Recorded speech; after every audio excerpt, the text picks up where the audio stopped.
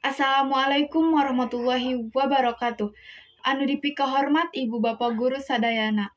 Kahiji hayu urang panjatkeun puji sinareng syukur ka Gusti Anu Maha Suci. Anu parantos maparinan rahmat sareng kasehatan sahingga urang tiasa kumpul dina waktos ieu. Salawat sarta salam urang panjatkeun ka junjungan Nabi Muhammad sallallahu alaihi wasallam. Rerencangan sareng saderek anu kusim kuring dipika cinta dina kahirupan sapopoe ieu, sopan santun teh hal anu kacida pentingna. Ku ayana sopan santun urang tiasa ngajaga hubungan anu hade jeung sasama.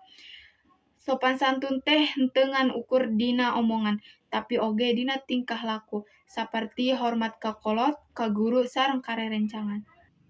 Lamun urang miboga sopan santun, urang bakal dihormat ku batur, dipikaresep sarta janten jalma anu hade di masyarakat.